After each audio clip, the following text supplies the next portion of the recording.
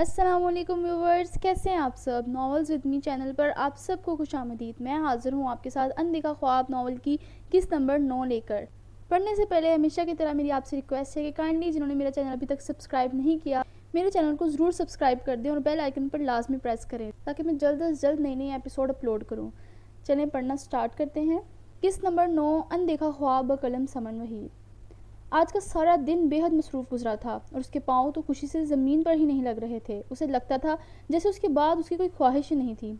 اللہ نے ایک دفعہ اس کے دل میں چھپی ساری خواہشیں پوری کر دی ہوں۔ آج رمیسا بیگم اور حاشر ان کے گھر آئے تھے اور جب انہوں نے اس کے پیرنٹس سے سحر کے لیے اس کا ہاتھ مانگا تو ہیرا حد درجہ بے یقین ہوئی تھی۔ اسے یقین ہی نہیں آ رہا تھا کہ وہ شخص جسے وہ اپنے خوابوں میں سوچتی تھی وہ اسے مل جائے گا۔ یہ تو اس کا وہ خواب تھا جس کی تعبیر ناممکن سی لگتی تھی، مگر وہ بے یقین ہوئی تھی خود پر قسمت کی اس مہربانی کو دیکھ کر۔ وہ اسے چاہتی تھی اور اس کی بے رخی کو دیکھ کر لگتا تھا کہ اس کی یہ چاہت یک طرفہ ہی ہے۔ وہ اسے چاہ تو سکتی تھی مگر اس کے حصول کی خواہش اس کی پہنچ سے باہر لگتی تھی۔ وہ انہی سب سوچوں کو سوچتے ہوئے اپنے کمرے میں بیٹھی اپنے موبائل کی اسکرین پر سحر کی تصویر دیکھ رہی تھی۔ اس کے پاس سحر کی ان گنت تصویریں تھیں جس کے بارے میں کسی کو بھی علم نہیں تھا۔ کچھ تصویریں اس نے اپنے بابا کے لیپ ٹاپ سے لی تھی جو کہ مختلف مقامات کی تھی، اس کی پریکٹس کرتے ہوئے، کام کرتے ہوئے، گن سے نشانہ لیتے ہوئے، گھڑ سواری کی، جس میں کامیابی پر کھنچوائی جانے والی تصویریں یاسر صاحب کے لیپ ٹاپ میں ریکارڈ کے طور پر محفوظ تھی، جنہیں ہیرا نے چپکے سے چرا لیا تھا۔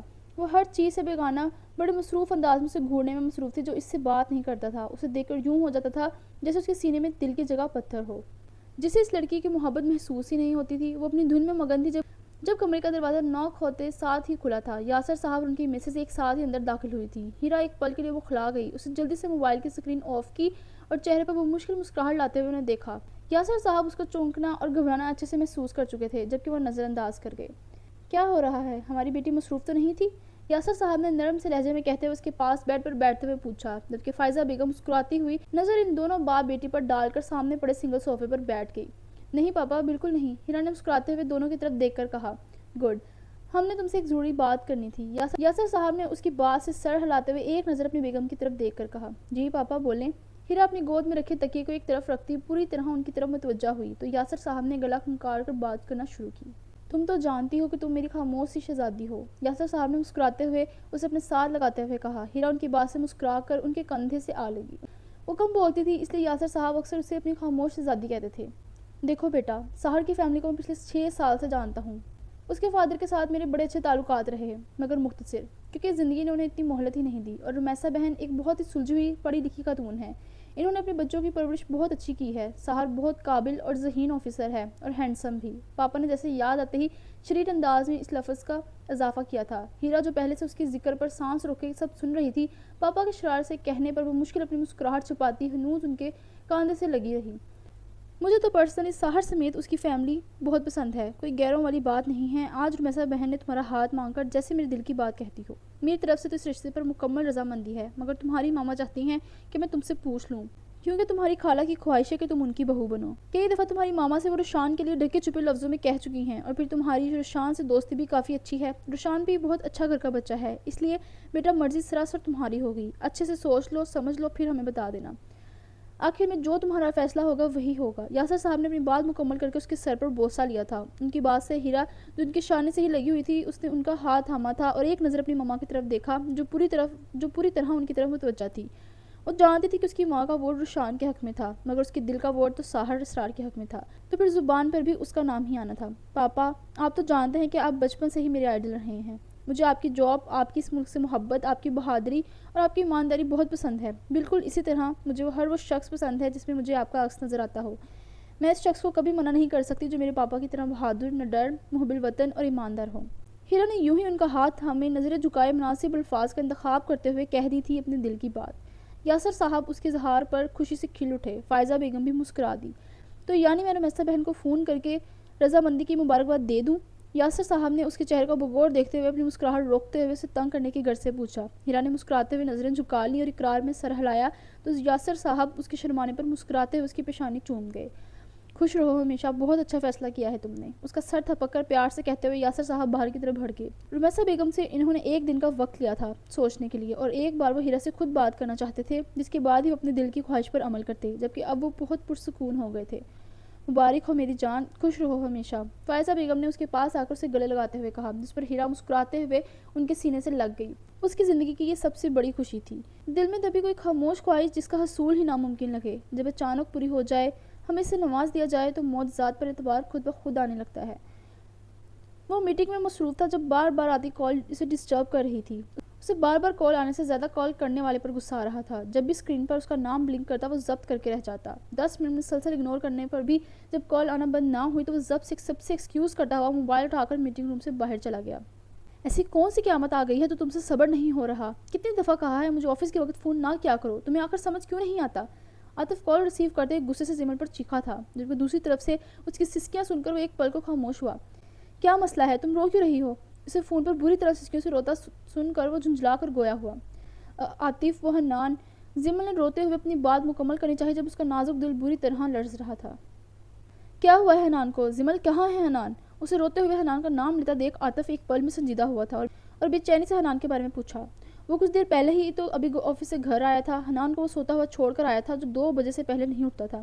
عاطف وہ حنان کو لے گئے، زمن نے روتے ہوئے وہ مشکل سے بتایا۔ عاطف کو اپنے چاروں طرف سے ایک پل میں اندھیرا پھیلتا ہوا محسوس ہوا۔ حنان میں تو اس کی جان تھی، وہ ہر رشتے سے جلدی سے بیزار ہو جانے والا اپنے بیٹے سے سچی محبت کرتا تھا۔ پاگل ہو گئی ہو؟ کیا بول رہی ہو؟ میں آ رہا ہوں، وہ صدمے کسی آواز میں بولا تھا، جبکہ زمن ہنوز رو رہی تھی۔ وہ بغیر کسی کو دیکھے لمبے لمبے ڈھگ بھرتا آفس کی عمارت سے نکلتا چلے گیا۔ آفس میں کام کرتے ہر فرد نے آج پہلی بار حیران کن نظروں سے اس کی بے چینی اجلت دیکھی تھی۔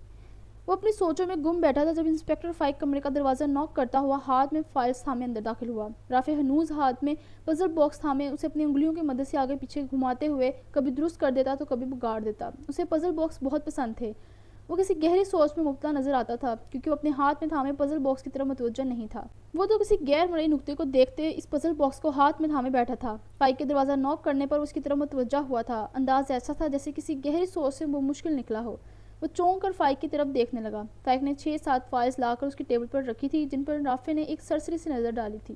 سر، ان فائلز پر سائن کر دیں، مجھے یہ سبمٹ کروانی ہے۔ انسپیکٹر فائق نے مصروف انداز میں ایک فائل کھول کر اس کی جانب بڑھاتے ہوئے کہا، مگر اس پر تو سر کے سائن ہوں گے، ان سے کرواؤ۔ رافع نے فائل کھول کر اس پر نظر ڈالنے کے بعد اسے بند کرتے ہوئے کہا، اس فائل پر ساحر کے سائن ہونے تھے۔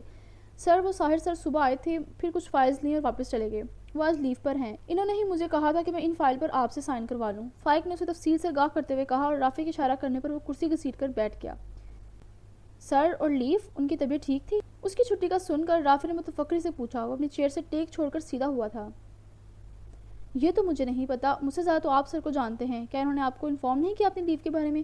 فائق نے لا علمی سے کندھے چکاتے ہوئے حیرت سے پوچھا۔ پورا ڈپارٹمنٹ جانتا تھا کہ رافع کے ساحر کے ساتھ فیملی ریلیشنز ہیں۔ اسے یوں لا علم دیکھ کر فائق کو حیرانی ہوئی۔ نہیں، وہ ایکچولی ہماری کوئی بات نہیں ہوئی، رافع نے مبہم سا مسکراتے ہوئے عام سے انداز میں کہا۔ وہ ساحر سے ناراض تھا مگر اس کے دل میں اس کی عزت میں کوئی کمی نہیں آئی تھی۔ اس نے اس کی ساری فائل تھام لی تھی اور اسے ریڈ کرتے ہوئے ترتیب سے ان پر سائن کرنے لگا۔ اس لڑکی کی ڈیڈ باڈی اس کی فیملی کی سپرد کر دی؟ فائل سائن کرنے کے بعد رافع نے فائق کو دیکھتے ہوئے پوچھا۔ یس سر، صبح سر کی اجازت دینے کے بعد ہی ان کی سپرد کر دی تھی۔ سر نے ابھی کسی کو بھی اریسٹ کرنے سے منع کیا ہے، جبکہ منڈے سے ایکشن لینے کے آرڈرز ہیں۔ فائق نے اسے کل ہوئی میٹنگ کے بارے میں بتاتے ہوئے کہا جس میں رافع غیر حاضر تھا۔ اس کی بات سے رافع نے پرسوچ انداز میں سر ہلایا۔ جب CCTV فوٹیج سے 4 لڑکوں کی نشاندہی ہو گئی تھی جو اس لڑکی کو مردہ حالت میں وہاں پھینک کر گئے تھے تو پھر ساحر کوئی ایکشن کیوں نہیں لے رہا تھا؟ رافع کو سمجھ نہ آیا۔ اس بات میں بھی کوئی نہ کوئی وجہ کو سمجھتے ہوئے وہ مطمئن ہو گیا تھا۔ کچھ دیر بعد فائق چلے گیا تھا جبکہ رافع نے گھڑی پر نظر ڈالی تو 4 بج رہے تھے۔ ایک نظر اپنے ٹیبل پر پڑی فائلز پر نظر ڈالتے ہوئے اس نے اپنا بکھرا ہوا کام سمیٹنا شروع کیا، جبکہ وہ آج یا کل رمیسا بیگم کی طرف چکر لگانے کا ارادہ کر چکا تھا اور ساتھ ہی ساتھ ساحر سے بات کرنے کا، کیونکہ اس سے زیادہ وہ اس سے ناراض نہیں رہ سکتا تھا۔ وہ اسے سوری کر کے ایک دفعہ پھر اسے اسرا کو ڈھونڈ کر اس کی مدد کرنے کے لیے کنونس کرنے کا ارادہ کر چکا تھا۔ کل رات وہ بہت ڈر گیا تھا مگر سر شکر تھا کہ وہ لڑکی اسرا نہیں تھی بلکہ انہی کی یونیورسٹی کی ایک اسٹوڈنٹ تھی جو پچھلے 1 ہفتے سے لاپتہ تھی۔ اس کے گھر والوں نے اس کی گمشدگی کی رپورٹ درج کروائی ہوئی تھی۔ وہ یونیورسٹی سے گھر نہیں پہنچی تھی اور کل پورے 10 دن بعد اس کی لاش اس کے گھر پہنچی تھی، تو گویا اس کے گھر والوں پر ایک قیامت ہی آ گئی تھی۔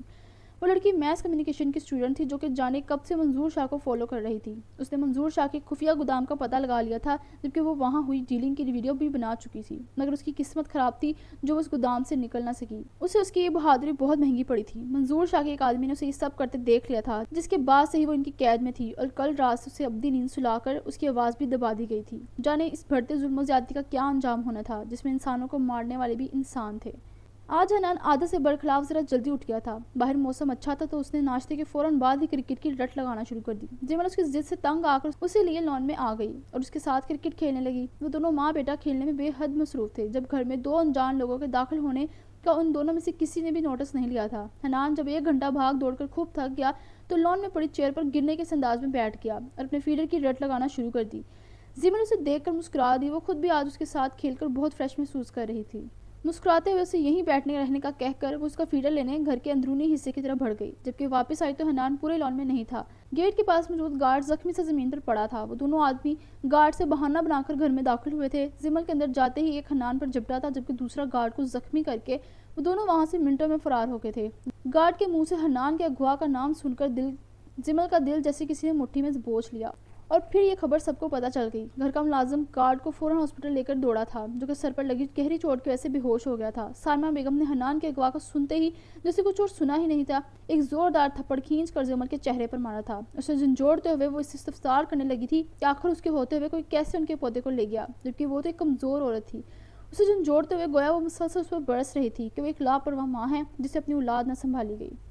یہ تھپڑ تو زمل کے ہوا سے جھنجھوڑ گیا تھا. اس کی ساس ایک صحت مند خاتون تھی جن کا ہاتھ بھی خوب بھاری تھا. زمل کی نازک سی جان اس بھاری تھپڑ سے لرز کر رہ گئی تھی. زندگی میں پہلی دفعہ کسی نے اس پر ہاتھ اٹھایا تھا.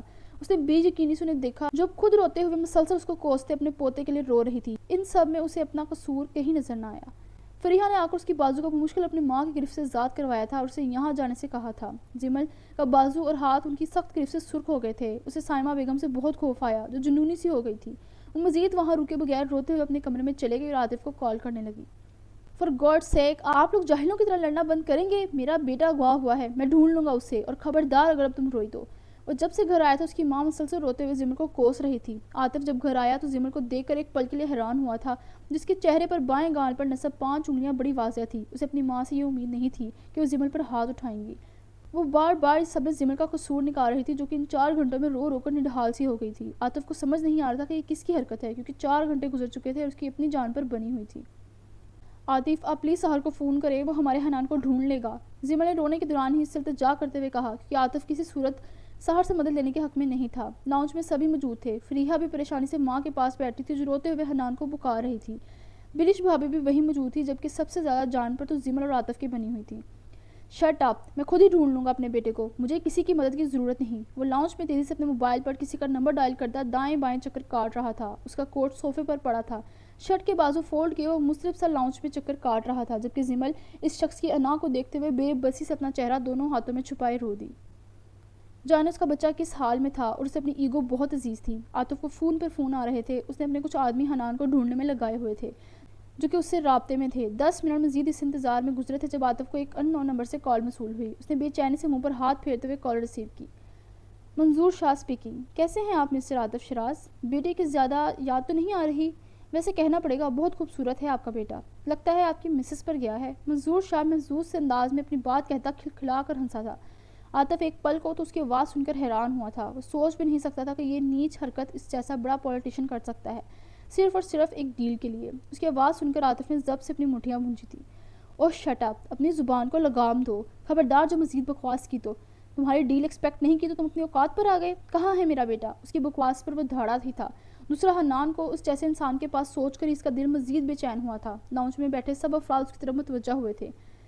Calm down mister Atif. آپ کا بیٹا اب بھی میرے پاس ہی ہے. ایک اچھا بزنس مین وہی ہوتا ہے جو سوچ سمجھ کر فیصلہ لے جبکہ آپ نے تو ہمیں ناراض کر کے اپنی مخالفین میں شامل کر لیا. خیر مجھے تو جو چاہیے ہوتا ہے میں وہ حاصل کر کے ہی رہتا ہوں. سامنے والا سیدھے طریقے سے مان جائے تو بہتر ورنہ آپ خود سمجھدار ہیں. سنجیدگی سے اپنی بات مکمل کر کے منظور شاخر پر خباثت سے مسکرائے تھے. عاطف اس کی بات کا مطلب سمجھتا اپنے غصے کا مشکل قابو کیے ہوئے تھا. کیا چاہتے ہو تم؟ عاطف کی آواز سپاٹ تھی جبکہ دل تو کر رہا تھا کہ ہر چیز تہس نہس کر دے. ایسی بے بسی اس نے پہلے کبھی محسوس نہیں کی تھی جبکہ اس جیسے اپنی ذات کے غم کے نشے میں ڈوبے شخص کے لیے جھکنا بڑا تکلیف دہ تھا. دوستی ڈیل میں 60% شیئر اور کچھ شرائط پر تمہارے دستخط. جواب مجھے میری مرضی کا ملنا چاہیے ورنہ میں اس بار بغیر کچھ سوچے سیدھے تمہارے بیٹے کو اس 20 مرلہ مارے سے نیچے پھینک دوں گا. اس نے فاقے سے کہا. دوسری طرف عاطف کو لگا کسی نے اس کا دل مٹھی میں جکڑ لیا ہو. وہ اس کی بات سے ایک پل کو سانس بھی نہ لے سکا. اگر بزنس اس کا جنون تھا تو دوسری طرف اس کا بیٹا جو اس کے وجود کا حصہ تھا اسے اس دنیا میں سب سے زیادہ عزیز تھا. پہلی دفعہ اس نے اپنے ہاتھ پاؤں بندھے محسوس کیے. مجھے تمہاری ڈیل منظور ہے، میرا بیٹا صحیح سلامت مجھے چاہیے، اسے ایک خراش بھی نہیں آنی چاہیے ورنہ مجھ سے برا کوئی نہیں ہوگا، عاطف نے ضبط سے دانت پیستے ہوئے کہا۔ زمل جو صوفے پر بیٹھی تھی اس کے منہ سے حنان کا نام سن کر بے چینی سے اس کے پاس آئی۔ Welcome to my business mister Atif, مجھے امید ہے کہ ہماری یہ پارٹنرشپ بہت اچھی چلے گی۔ آدھے گھنٹے بعد اس ٹریس پر جا کر اپنے بیٹے کو گھر لے آنا، یقین جانیے بڑے پیار سے رکھا ہے ہم نے اسے اپنے پاس، آپ کا بیٹا ہمارے پاس مہمان تھا، جلد ملاقات ہوگی آپ سے، خدا حافظ۔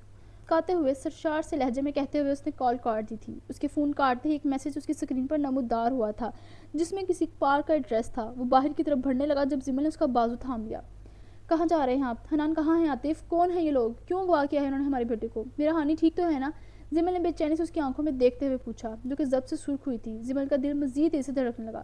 عاطف، حنان کہاں ہیں؟ کب آئے گا میرا بچہ؟ میرا کلیجہ پھٹ رہا ہے، کم وقت میرے معصوم بچے کو اٹھا کر لے گئے، پتہ نہیں میرا پوتا کس حال میں ہوگا۔ سائمہ بیگم نے دونوں ہاتھ آپس میں ملتے ہوئے روتے ہوئے کہا، ٹھیک ہے وہ بالکل، میں اسے ہی لینے جا رہا ہوں۔ زمل کا ہاتھ اپنی بازو سے ہٹاتا ہوا تسلی دینے والے انداز میں کہتا باہر کی طرف بڑھ گیا۔ زمل کی بے تاب نظروں نے پورچ تک اس کا پیچھا کیا تھا۔ دیکھو اب اس منحوس کے ڈرامے، اپنی لاپرواہی سے پہلے بچے کو گوا دیا اور اب کیسے ٹسوے بہا رہی ہے۔ عاطف کے جاتے ہی وہ پھر سے زمل کو کوسنا شروع ہو گئی تھی۔ زمل بغیر کوئی جواب دیے اپنے کمرے کی طرف بڑھ گئی، جبکہ دل ہی دل میں وہ ان سے خوف زدہ تھی، کہیں وہ پھر سے اس پر ہاتھ نہ اٹھا دیں۔ میں آپ کو بتا رہا ہوں ماں صاحب، بھائی بالکل بھی خوش نہیں ہیں اس رشتے پر، زبردستی کر رہی ہیں آپ ان کے ساتھ، انہیں ایموشنل بلیک میل کر کے۔ ہاشم نے ان کے پیچھے چلتے ہوئے ہاتھ میں تھامی پلیٹ سے کباب کھاتے ہوئے کسی سیانی کی طرح گاہ کرتے ہوئے کہا۔ رمیسا بیگم نے اس کی بات سے ایک اچھی نگاہ اس پر ڈالی تھی۔ میں اگر زبردستی کر بھی رہی ہوں تو اس زبردستی میں اس کا ہی فائدہ ہے، ہیرا جیسی اچھی لڑکی روز روز نہیں ملتی، اور تم دیکھنا ہیرا اس کے دل میں اپنی جگہ خود بنا لے گی۔ اسے پلٹ کر جواب دیتے ہوئے چائے کے ساتھ ساتھ دیگر لوازمات سے سجی ٹرے گھسیٹتی ہوئی سہار کے کمرے کی طرف بڑھی۔ ہاشم نے ان کی بات سے کندھے اچکائے اور ان کے ساتھ ہی سہار کے کمرے میں داخل ہوا، جو صوفے پر فائلز بکھیرے اور لیپ ٹاپ کھولے اپنا کام کرنے میں بے حد مصروف تھا۔ رمیسا بیگم اور ہاشم کے اپنے کمرے میں داخل ہونے پر اس نے اپنے ہاتھ میں تھامی فائل بند کی تھی۔ چلو سمیٹو یہ سب، کیا فائدہ تمہاری چھٹی کرنے کا اگر تم نے گھر پر بھی سارا کام کرنا ہے۔ رمیسا بیگم نے اسے فائلوں میں سر دیے مصروف بیٹھے دیکھا تو خفگی سے اپنی بات کہتے ہوئے اسے فائلیں سمیٹنے کا اشارہ کیا۔ سہار نے ان کے خفا ہونے پر جلدی سے ساری فائل سمیٹی اور لیپ ٹاپ بھی بند کر دیا۔ اسے آج ایک میٹنگ میں جانا تھا جو کہ کچھ ایسے لوگوں کے ساتھ تھی جسے اس نے خفیہ طور پر منظور چاورز کی سرگرمیوں پر نظر رکھنے میں لگا رکھا تھا۔ یہ میٹنگ دوسرے شہر میں رکھی گئی تھی تاکہ انہیں کوئی پہچان نہ سکے۔ میٹنگ کے لیے وہ 12 بجے نکلا تھا اور شام 4 بجے لوٹ آیا تھا، اور اب ان کی بنائی گئی رپورٹس کو پڑھ رہا تھا جب رمیسا بیگم اور ہاشر آ گئے۔ آپ کام کرنے ہی کہاں دیتی ہیں؟ سہار نے فائل بند کرتے ہوئے مدھم سی آواز میں بڑبڑاتے ہوئے کہا۔ جب گھر ہوتا تو رمیسا بیگم اسے ایک پل کے لیے اکیلا نہیں چھوڑتی تھی۔ اسے اس کے پاس صوفے پر بیٹھتے ہاشر نے اس کی بڑبڑاہٹ بخوبی سنی تھی، جبکہ چائے کا کپ ٹرالی سے اٹھاتی رمیسا بیگم اس کی بڑبڑاہٹ نہ سن سکی تھی۔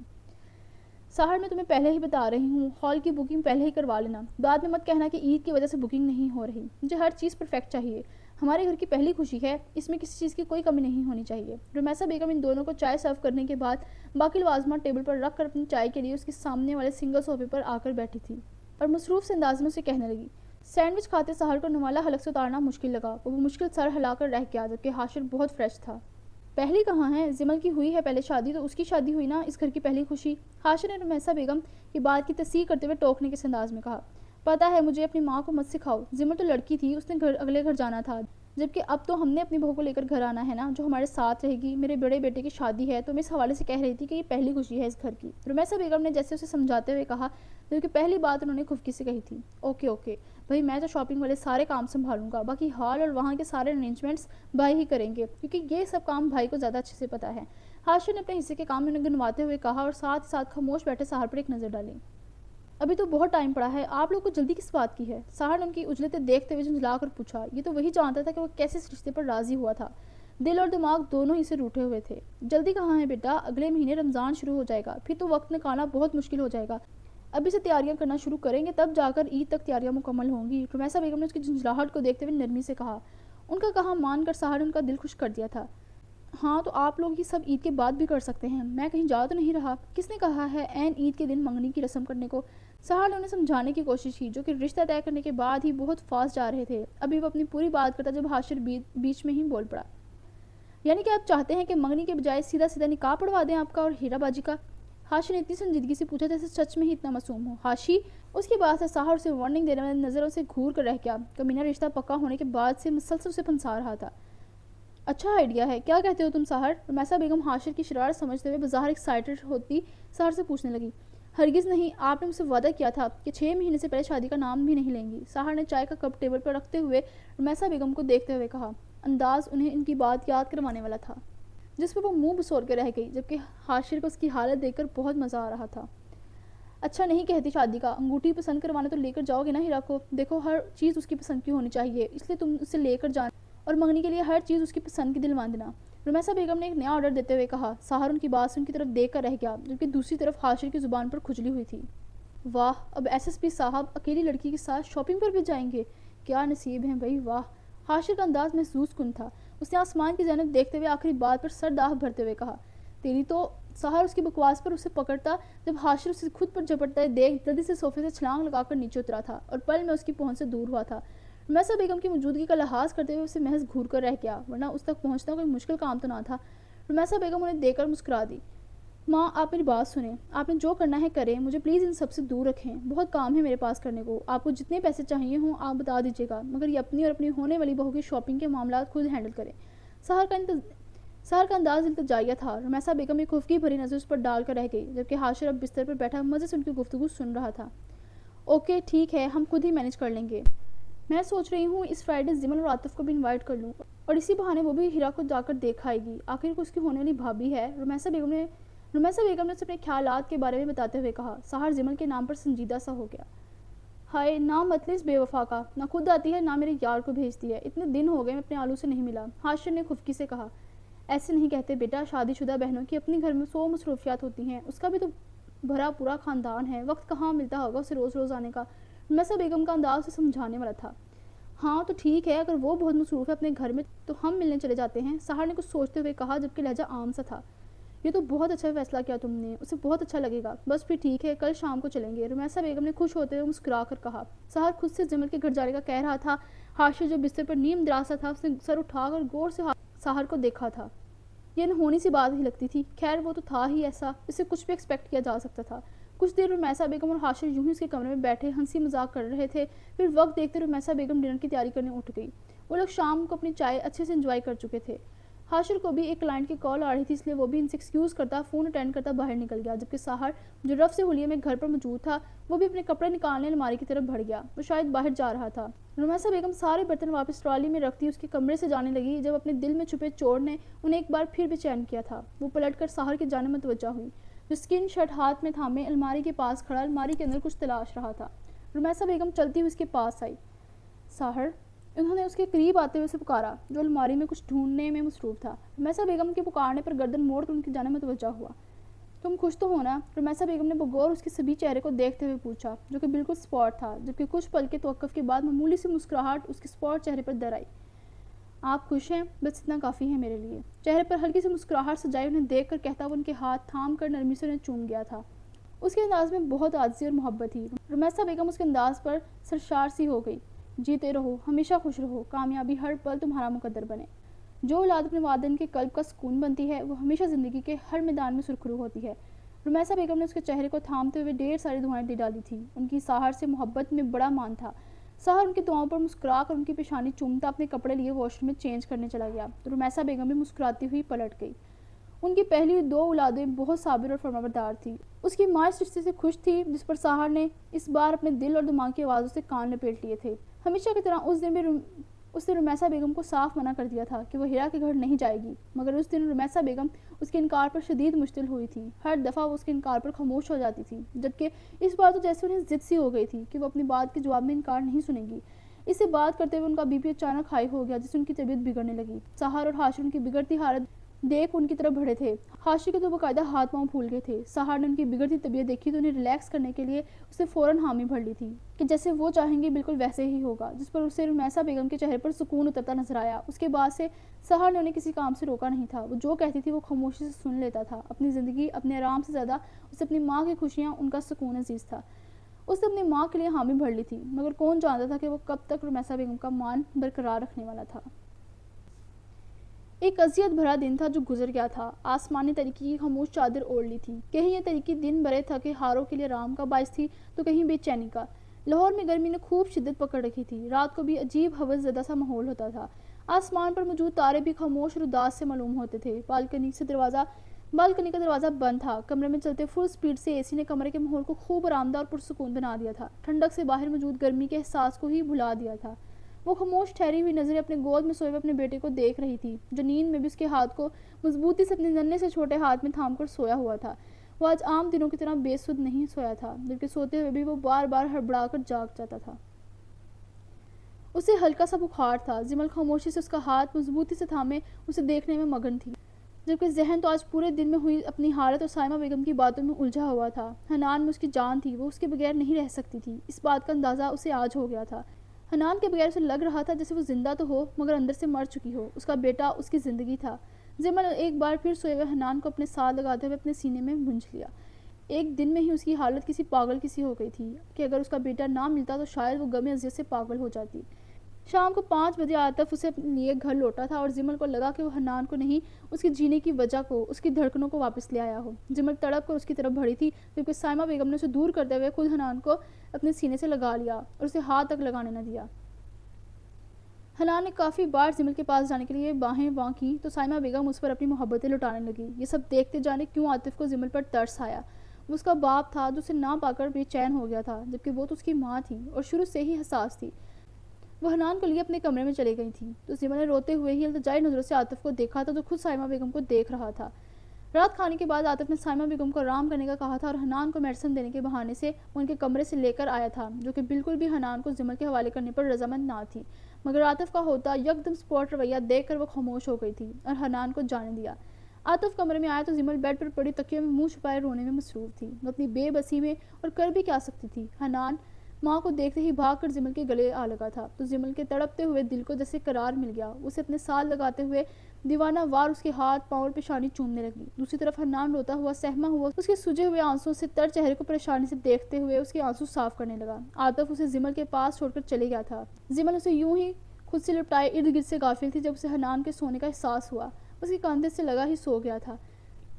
جمل نے اپنے آنسو صاف کرتے ہوئے اسے اپنی گود میں لٹا لیا۔ اسے خود کو سنبھالنے میں کافی وقت لگا تھا۔ وہ اللہ کی بہت احسان مند تھی جس نے اسے اس کی زندگی میں واپس لٹا دیا تھا۔ وہ یوں ہی اس کے چہرے کو تکی جا رہی تھی جب اسے کمرے میں کسی اور کی موجودگی کا احساس ہوا۔ ملازمہ ٹرالی میں کھانا سجائے کھڑی تھی۔ جمل اسے منع کرنے لگی جب اس کے پیچھے ہی عاطف اندر داخل ہوا اور ملازمہ کو کھانا ٹیبل پر لگانے کا کہا۔ جمل خاموشی سے واپس سر جھکا گئی۔ عاطف الماری سے اپنے کپڑے نکالتا واش روم گھس گیا۔ ملازمہ کھانا ٹیبل پر لگا کر واپس جا چکی تھی۔ عاطف 10 منٹ بعد جب چینج کر کے باہر آیا تو کھانا ہنوز ویسے ہی پڑا تھا۔ جمل بھی اپنی جگہ ہنوز اسی پوزیشن میں بیٹھی تھی۔ جمل اٹھو، کھانا کھاؤ، حنان کو لٹاؤ بیڈ پر اور جاؤ فریش ہو کر آؤ۔ عاطف نے ڈریسنگ کے سامنے کھڑے ہو کر اپنے بال برش کرتے ہوئے عام سے لہجے میں کہا۔ مجھے بھوک نہیں ہے۔ جمل کی مدھم سی آواز کمرے میں پھیلی خاموشی میں گونجی تھی، سرد اور سپاٹ آواز۔ میں تم سے پوچھ نہیں رہا، تمہیں بتا رہا ہوں، 2 منٹ میں فریش ہو کر آؤ۔ عاطف نے اس کی بات سے اسے دیکھتے ہوئے وارننگ دینے والے انداز میں کہا۔ جمل کسی روبوٹ کی طرح اٹھی تھی۔ حنان کو بیڈ پر احتیاط سے لٹاتے ہوئے وہ گھڑی پر ایک نظر ڈال کر جہاں رات کا 1 بج رہا تھا فریش ہونے واش روم چلی گئی۔ 5 منٹ بعد جب وہ فریش ہو کر نکلی تو عاطف صوفے پر بیٹھا جسے اس کا ہی منتظر تھا۔ جمل اپنی سسکی بمشکل روکتی ہوئی اس کے پاس آ کر بیٹھی تھی۔ عاطف جو اسے ہی دیکھ رہا تھا، اسے بغیر آواز کے روتے دیکھا تو وہ اس کا چہرہ دیکھ کر رہ گیا، جو ایک طرف سے اچھا خاصا سوج گیا تھا اور سرخ تھا۔ کیا ہوا، رو کیوں رہی ہو؟ عاطف نے بمشکل اس کے چہرے سے نظر ہٹاتے ہوئے پوچھا۔ جمل سر جھکائے با آواز رو رہی تھی۔ بہت درد ہو رہا ہے، جمل نے یوں ہی سر جھکائے مجرمانہ انداز میں کہا۔ کہاں ہو رہا ہے درد؟ وہ پہلے دن سے حساس تھی، عاطف نے بے چینی سے پوچھا۔ جمل نے اپنا ہاتھ اپنے چہرے پر رکھتے ہوئے جیسے اسے بتایا۔ عاطف لب بھونج کر رہ گیا۔ وہ سائمہ بیگم سے اس بات پر خوب خفا ہوا تھا کہ انہیں جمل پر ہاتھ نہیں اٹھانا چاہیے تھا۔ اسے یہ جاہلوں والے کام ہرگز پسند نہ تھے۔ حنان کو جمل کے پاس چھوڑ کر وہ سائمہ بیگم سے یہی پوچھنے گیا تھا کہ ایسی کون سی قیامت آ گئی تھی جس پر انہوں نے اس کی بیوی کو تھپڑ مارا۔ اسے اپنی ماں کی حرکت ایک آنکھ نہیں بھائی تھی۔ اس کے جمل سے لاکھ اختلافات سہی، مگر اس نے کبھی یوں اس پر ہاتھ نہیں اٹھایا تھا اور نہ ہی یہ مار دھاڑ کرنا اسے پسند تھا۔ اس پر کچھ لگایا نہیں تم نے؟ اپنے دل کی ندامت کو اپنے اندر ہی دباتے ہوئے بظاہر عام سے لہجے میں گویا ہوا۔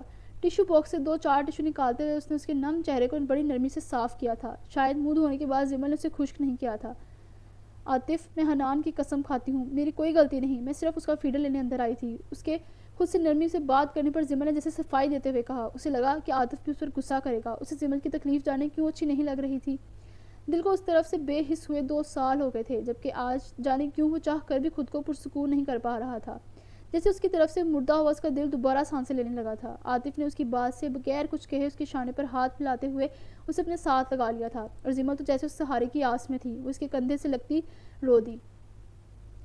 امی کو تم پر ہاتھ نہیں اٹھانا چاہیے تھا، آئندہ ایسا کبھی نہیں ہوگا اور تمہیں صفائی دینے کی کوئی ضرورت نہیں ہے، اس میں تمہاری کوئی غلطی نہیں تھی۔ یہ ان 2 سالوں میں پہلی بار تھا جب وہ اس کے زخم پر مرہم رکھ رہا تھا، جانے یہ مرہم اپنی ندامت کو چھپانے یا اس کی تکلیف کو اپنے اندر محسوس کرتا ہوئے رکھ رہا تھا۔ زمل اس کی بات سے کچھ نہ بولی، جبکہ اس کے شانے سے لگتے ہی اسے اپنے زخم مندمل اور اپنی ساری تکلیفیں جاتی ہوئی محسوس ہوئی۔ عاطف، حنان کو کس نے اور کیوں کڈنیپ کیا تھا؟ آپ کی دشمنی ہے کسی کے ساتھ؟ کچھ دیر بعد جب اپنا غم سنبھال چکی، اپنے دل کا بوجھ ہلکا کر چکی، تو اسے علیحدہ ہوتے ہوئے پوچھنے لگی، نہیں، بس کچھ گھٹیا لوگ پیسوں کی خاطر اپنی اوقات دکھانے سے باز نہیں آتے۔ میں دیکھ لوں گا، یہ تمہارا مسئلہ نہیں ہے۔ عاطف کا لہجہ پل میں سنجیدہ ہوا تھا۔ زمل نے اس کی بات سے گھبرا کر اسے دیکھا تھا، وہ بھی کچھ اور پوچھتی جب عاطف اس کی توجہ کھانے کی طرف دلوائی۔ بالکل اپنے بھائی کی طرح تفتیش کرنے بیٹھ گئی ہو۔ یہ نہیں کہ شوہر نے ابھی تک کھانا نہیں کھایا تو اسے کھانے کا ہی پوچھ لوں، اب تو یہ بھی ٹھنڈا ہو گیا ہوگا۔ عاطف نے بات بدلتے ہوئے ذرا خفگی سے کہا۔ زمل نے اس کی بات سے حیرانی سے اسے دیکھا تھا، اسے لگا تھا کہ سب کے ساتھ ڈنر کر چکا ہوگا۔ اسے کچھ گوار حیرت ہوئی۔ سوری، میں بس 5 منٹ میں گرم کر کے لاتی ہوں، زمل نے اجرت میں اٹھتے ہوئے کہا جب وہ اس کی کلائی تھام کر دوبارہ اسے اپنے پاس بٹھا گیا۔ رہنے دو، ایسے ہی کھا لیتے ہیں۔ عاطف نے پلیٹ اٹھا کر بریانی کی طرف اشارہ کرتے ہوئے کہا تو زمل کچھ شرمندگی سے جلدی سے اس کی پلیٹ میں چاول نکالنے لگی۔ کھانا ڈھانپا ہوا ہونے کی وجہ سے زیادہ ٹھنڈا نہیں ہوا تھا، اس لیے دونوں نے سکون سے کھانا کھایا۔ زمل سے تو کھایا بھی نہیں جا رہا تھا، اس کا جبڑا اب تک دکھ رہا تھا، مگر وہ اب روک کر مزید عاطف کو پریشان نہیں کرنا چاہتی تھی، اس لیے خاموشی سے درد کو برداشت کرتی وہ آہستہ آہستہ کھاتی رہی۔ کھانے کے بعد وہ برتن واپس ٹرالی میں رکھتی عاطف کے لیے کافی بنانے کچن کی طرف بڑھ گئی، جبکہ عاطف کسی سے فون پر بحث کرنے میں مصروف تھا۔ وہ شاید اپنے پی اے کو کوئی پیپرز ریڈی کرنے کا کہہ رہا تھا۔ زمل اسے لوچتے دیکھ خاموشی سے برتن سمیٹتی کمرے سے باہر نکل گئی۔ نہیں، اب آپ اس سے ایک ہی بار صاف صاف پوچھ لیں کہ آخر یہ چاہتا کیا ہے؟ میری تو اس کی نظر میں کوئی عزت ہی نہیں ہے، وہ لڑکی سے اپنے ماں باپ سے زیادہ عزیز تر ہے، اس لیے اس کے غم میں ہمیں بھولتا جا رہا ہے۔ بڑی تائی نے ستے ہوئے چہرے سے اپنے سامنے سر جھکائے بیٹھے حازم سے کہا۔ انہیں حازم کی حالت دیکھ دیکھ کر غصہ آ رہا تھا، جو کہ اسرا کے لیے اپنی ذات تک کو فراموش کر بیٹھا تھا۔ وہ کوئی دیوانہ لگتا تھا جس کا محبوب اس سے بچھڑ گیا ہو۔ بکھرے ہوئے بال، ملجھی سی کل والی شرٹ، بڑی ہوئی شیپ، اس کے چہرے پر چھائی بیزاری اس کے کسی اور ہی دنیا میں ہونے کا پتہ دیتے تھے۔ وہ صبح سے اپنے کمرے میں بند تھا، تائی جان اس کی حالت دیکھتی اندر ہی اندر کڑ رہی تھی۔ ماں کی بات تو جیسے وہ سنتا ہی نہیں تھا۔ فرحان صاحب کھانا کھانے دوپہر میں گھر آئے تو بڑی تائی ضبط سے رو دی۔ ان کی جوان اولاد ان کی ناپسندیدہ لڑکی کا روک پال لے بیٹھی تھی اور وہ اسے دیکھ دیکھ کر اندر ہی اندر گھل رہی تھی۔ ان کے رونے پر فرحان صاحب نے حازم کو سختی سے اپنے کمرے میں آنے کا کہا تھا، جس پر وہ خاموشی سے کسی مجرم کی طرح سر جھکائے ان کے سامنے بیٹھا تھا۔ کب سے دینا تائی بول ہی جا رہی تھی، جبکہ وہ جانے سن بھی رہا تھا یا نہیں۔ حازم، تمہاری ماں کچھ کہہ رہی ہے تم سے، آخر یہ ڈرامہ اور کتنے دن چلے گا؟ یہ سوگ کب ختم ہوگا؟ فرحان صاحب نے اس کی حالت دیکھتے ہوئے لب بھنج کر کہا۔ ان کی بات سے حازم نے سر اٹھا کر انہیں دیکھا تھا، سر سپاٹ چہرے سے، آنکھوں میں بے تحاشا سرخی لیے۔ میری اسرا سے محبت کوئی ڈرامہ نہیں ہے جو اس کے سامنے نہ ہونے پر ختم ہو جائے گی، اور رہی بات اس سوگ کی تو یہ سوگ اب عمر بھر کا ہے۔ حازم کا انداز سرد تھا۔ دیکھ لیں آپ اس کی زبان، ایسے آنکھیں نکال کر بات کرتا ہے کہ مجھ سے، ہائے اللہ پوچھے اس منحوس کو، خود تو پتہ نہیں کہاں یاشی کر رہی ہوگی اور میری اولاد کو یہاں بے وقوف بنا رکھا ہے۔ ان کے اسرا کو کوسنے پر حازم نے خود پر جیسے ضبط کیا تھا۔ تمہیں اندازہ بھی ہے کہ آپ بکواس کر رہے ہو؟ بھول جاؤ اس لڑکی کو، تمہارے سامنے بھی زندگی پڑی ہے، اپنی عمر دیکھو اور اپنا حال دیکھو۔ فرحان صاحب نے اپنے لہجے کو نارمل رکھتے ہوئے سمجھانے کے انداز میں کہا۔ کاش میری محبت بھی آپ لوگوں کی طرح دوگلی ہوتی، وقتی ہوتی تو میں بھی بات آسانی سے بھول جاتا، جبکہ اب تو یہ ناممکن ہے۔ میرے دل میں اسرا کے علاوہ اب کوئی نہیں رہ سکتا۔ حازم کے لہجے میں ٹھہرے ہوئے پانی کی طرح سکوت تھا۔ وہ مزید بحث ترک کرتا کرسی چھوڑتا ایک جھٹکے کے ساتھ کھڑا ہوا تھا اور پھر بغیر کسی کو دیکھے کمرے سے نکلتا چلے گیا۔ وہ جیسے ہی کمرے سے باہر نکلا تو کمرے کے باہر کھڑی علیشا نے شکوہ کنان نظروں سے اسے دیکھا تھا، شاید وہ اندر ہوئی ساری گفتگو سن چکی تھی۔ آنکھوں میں ڈھیر سارے شکوے تھے۔ حازم ایک پل اسے دیکھ کر بغیر دوسری نظر اس پر ڈالے لمبے لمبے ڈگ بھرتا گھر سے ہی باہر چلے گیا۔ پیچھے علیشا نے اپنی آنکھوں میں آئی نمی کو انگلیوں کے پوروں سے چنا تھا اور اپنے کمرے کی جانب بڑھ گئی۔ میں اسے سمجھاؤں گا، وہ ٹھیک ہو جائے گا، بس اب تم مجھ سے کوئی بحث مت کرنا۔ اس کے جانے پر ادینہ تائی نے منہ پر پلو رکھے رونے لگی تو فرحان صاحب نے تسلی دینے والے انداز میں کہا۔ حازم کا انداز دیکھ کر وہ خود گڑبڑا گئے تھے، جو کسی کی سننے کو تیار نہیں تھا۔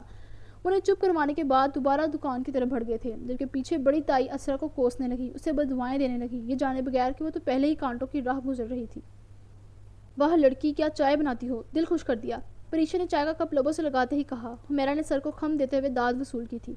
وہ دونوں اس وقت دوپہر میں اچانک امڑ آنے والے بادلوں سے ہوئے سہانے موسم کا مزہ لوٹ رہی تھی۔ آسمان پر گہرے بادل اطراف میں پھیلے ہوئے تھے، کسی بھی وقت بارش ہو سکتی تھی۔ ٹھنڈی ہوائیں تیزی سے چل رہی تھی۔ دونوں گھر کی سانجی دیوار پر چھوٹی سی ٹرے دھری تھی جس پر چائے کے کپ پڑے ہوئے تھے۔ منڈیر کے پاس ہی کرسی رکھ کر بیٹھی پریشا ہاتھ میں پکوڑوں کی پلیٹ تھامے اسے صاف کرنے میں مصروف تھی۔ اس کا انداز بہت لاپرواہ سا تھا۔ یا تم کچھ زیادہ ہی چہک رہی ہو، موسم کا اثر ہے یا کوئی اور بات؟ حمیرہ نے مشکوک نظر سے دیکھتے ہوئے پوچھا۔ پھپھو گھر نہیں ہیں آج، صبح سے کسی نے ڈانٹا نہیں، نہ ہی کسی بات پر جھڑکا، یقین مانو دل آج ان پرسکون ٹھنڈی ہواؤں میں سفر کرتا ہوا محسوس ہو رہا ہے۔ پریشا نے کھلے آسمان تلے دونوں بازو کر کے گول گول بے فکری سے گھومتے ہوئے کہا۔ اس کی پشت پر جھولتی سیاہ بھاری چٹیا بھی اس کے گھومنے کے ساتھ لہرا رہی تھی۔ حمیرہ نے آنکھوں میں چمک لی اس لاپرواہ سی دیوانی کو دیکھا۔ تم اپنے سسرال جا کر سب سے زیادہ اپنی پھوپھی کو ہی مس کرو گی، یہ بات مجھ سے لکھوا لو۔ حمیرہ نے مسکراتے ہوئے پلیٹ سے پکوڑا اٹھاتے ہوئے اس کی خوشی کو دیکھتے ہوئے کمنٹ کیا۔ ہرگز نہیں، وہاں تو بس میں ہوں گی اور میرا نبیل۔ پریشا نے اس کی بات سے خفگی سے اسے گھورتے ہوئے اس کی تصدیق کی اور خواب کی سی کیفیت میں ہوا کے دور سے اڑتی اپنی آوارہ ہٹوں کو چہرے سے سمیٹا۔ اور تمہاری ظالم ساس بھی۔ حمیرہ نے اس کی کپتی ساس کے بارے میں بھی یاد کروا دیا جو آنکھیں بند کر کے کھڑی نبیل کے بارے میں سوچ رہی تھی۔ ہوا مزید ٹھنڈی اور تیز ہو گئی تھی۔ پریشا نے اس کی بات سے جھٹ سے آنکھیں کھولی تھی۔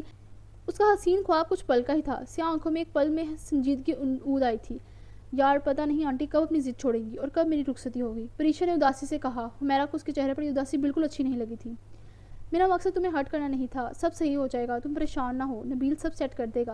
حمیرہ نے اس کے ہاتھ پر اپنا ہاتھ رکھتے ہوئے تسلی دی تھی، جس پر پریشا خاموشی سے سر جھکائے بیٹھی تھی۔ اس کے نصیب میں خوشیاں تو تھی مگر فی الوقت اس کی نہیں تھی۔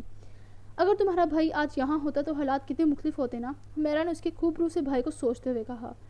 ہائے کیا یاد کروا دیا، اگر وہ آج یہاں ہوتے تو ہم اس حال میں نہ ہوتے، پریشا نے سرد آہ خارج کرتے ہوئے کہا۔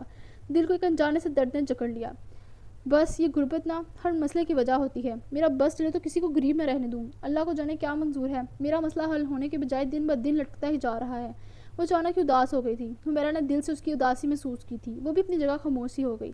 ان کی چائے ختم ہو گئی تھی اور پلیٹ میں موجود مختصر سے پکوڑے بھی۔ بارش کی پہلی بوند جب پریشا کے ہاتھ میں پڑی تو اچانک اس نے سرعت سے سر اٹھا کر آسمان کی طرف دیکھا، جس کے بعد ایک بارش کی بوندیں اس پر برسنے لگی۔ پریشا پل میں اپنی ساری اداسی بھلا کر آسمان کو دیکھتی پرجوش سے اس بارش میں بھیگنے لگی۔ حمیرہ کا ہاتھ کھینچ کر اس نے دونوں گھروں کے درمیان موجود یہ چھوٹی سی دیوار پھلانگنے میں اس کی مدد کی تھی اور اب وہ دونوں ہنستے اور مسکراتے ہوئے اپنے آنے والے کل سے بے خبر اس بارش میں بھیگ رہی تھی۔ بارش کا پانی ان کی ساری اداسی، سارے غم وقتی طور پر اپنے ساتھ ہی بہا لے گیا۔ انہیں بارش میں یوں ہی بھیگتے جانے کتنا وقت گزر گیا تھا۔ وہ دونوں مکمل بھیگی ہوئی تھی جب نیچے دروازے پر بجنے والی گھنٹی پر دونوں کے کان کھڑے ہوئے تھے اور پریشا نے ذرا سا جھک کر نیچے جھانکا تھا۔ دروازے پر پھپھو کو دیکھ کر وہ اپنا جوتا اٹھاتی سر کے بل نیچے دوڑی تھی اور یہی حالت حمیرہ کی بھی تھی۔ وہ جلدی سے چھلانگ لگا کر مختصر سی دیوار پھلانگتی اپنے گھر کی چھت پر کودی تھی اور نیچے کی طرف بھاگی تھی۔ جو بھی تھا، پھپھو سے صرف پریشا ہی نہیں اس محلے کی ساری لڑکیاں ہی دور بھاگتی تھی۔ وجہ ان کی نکتہ چینی کرنے والی عادت تھی۔ اب پیچھے خاموش ویران چھت پر صرف بارش کی بوندوں کے رقص کی آواز چار سو پھیلی ہوئی تھی۔